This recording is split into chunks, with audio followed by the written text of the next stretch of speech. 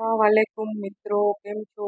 સવારનું ચાંદ અને આ મસ્ત તમને વાડીનો નજારો જોઈ અને એવું લાગતું હશે કે આજે આપણે કઈ સાઈડ નીકળી ગયા. તો મિત્રો, આજે આપણે જઈ રહ્યા છીએ સોમનાથ. પહેલા આપણે જઈશું સોમનાથ. સોમનાથ મંદિરનું નિર્માણ જે છે ને તે મારું ગુર્જરા શૈલીમાં કરવામાં આવ્યું.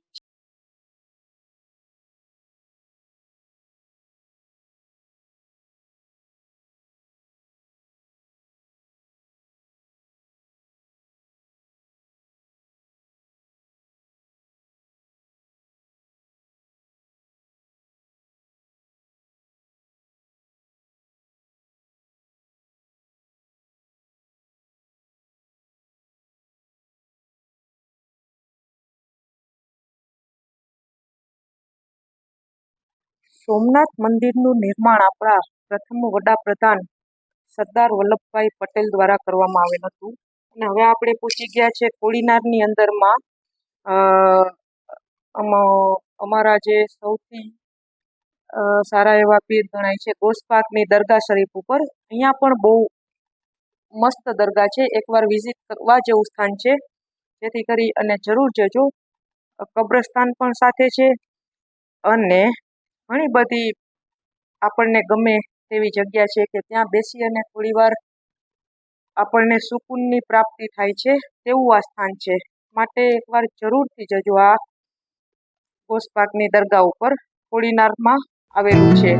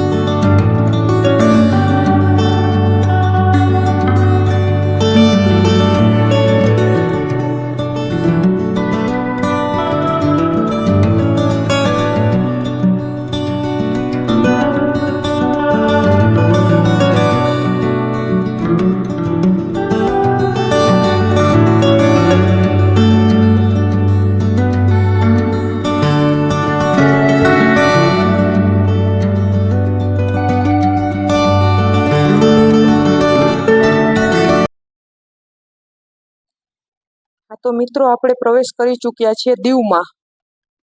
દીવ એ એટલું મસ્ત જગ્યા છે, એના વિશે જેટલું પણ કહીએ તેટલું ઓછું પડે છે. 1509ની સાલમાં આપણા ગુજરાતના સુલતાન મોહમ્મદ બેગડા અને પોર્ટુગીઝો વચ્ચે યુદ્ધ થયેલ હતું, જેમાં આપણે દીવને પ્રાપ્ત કરી લીધું હતું. ત્યારબાદ 1513માં પણ પોર્ટુગીઝોએ દીવની અંદરમાં ચોકી સ્થાપવાનો પ્રયાસ કરેલ હતો, પરંતુ તેઓ પોતાના આ કામમાં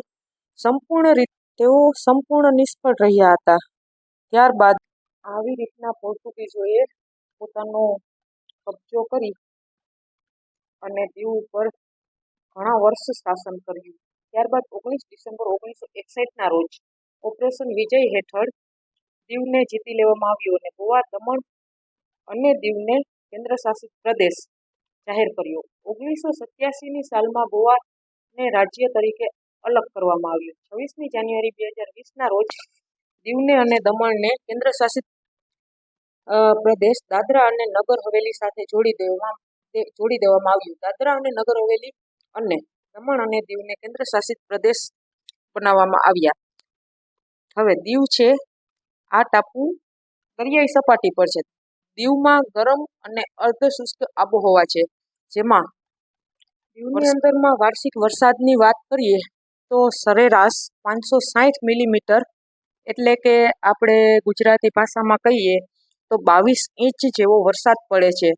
અને આ વરસાદ જૂનથી લઈ અને સપ્ટેમ્બર સુધીમાં પડે છે. દીવ પોર્ટુગીઝ આર્કિટેક્ચર માટે જાણીતું છે.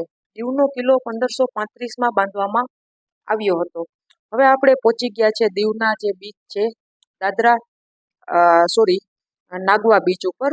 એ ઘણી બધી માત્રામાં રોજના ઘણા બધા પ્રવાસીઓ વિઝિટ કરે છે. તમને સવાલ થતો હશે કે નાગવા બીચ શેના માટે જાણીતું છે? તો નાગવા બીચ છે તે પામ ટ્રી માટે જાણીતું છે. મેં તમને વારે ઘડી આમાં બતાવેલ હશે. નાગવા બીચ છે તે દીવ જિલ્લાના રેતાળ દરિયા કિનારો છે. આ આખા ગામનું ગુજર બસર જેને કહેવાય ને એનું મુખ્ય જે છે કે આખું ગામ શેના ઉપર ચાલે છે તો કે ભાઈ પ્રવાસન ઉદ્યોગ ઉપર. એટલા બધા પ્રવાસીઓ અહીં વિઝિટ કરે છે ને લગભગ 40,000 જેટલા પ્રવાસીઓ અહીં વિઝિટ કરે છે. અને આ જે બીચ છે ને એ ઘોડાના નાળની આકારનો બીચ છે. ઘોડાની નાળ આવે છે તેની આકારનો આ બીચ છે. અને દીવ માટેનો મુખ્ય પ્રવાસી બીચ છે તે નાગવા બીચ છે. હવે આપણે આ દીવ સિટીમાં પ્રવેશ કરી ચૂક્યા છે. દીવ સિટીની અંદરમાં આવું બધું આ બોટિંગ વગેરે ઘણું બધું આવેલું છે.